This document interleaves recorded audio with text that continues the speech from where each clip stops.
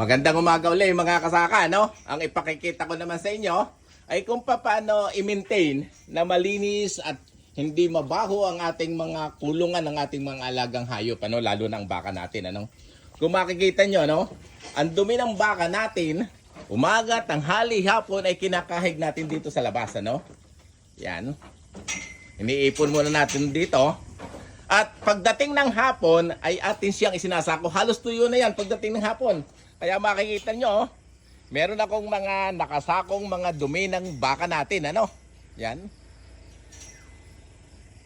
Kaya ganito lang kasimple mga kasaka. Para mapanatili natin na malinis, hindi mabaho ang ating mga dumi ng ating mga alagang mga baka. No?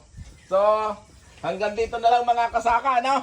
At sana may natutunan uli kayo sa panonood ng aking video, no? Mga makaluma, makabagong pamamaraan para sa pagpapaunlad ng agrikultura, para sa pagpapaunlad ng ating kabuhayan.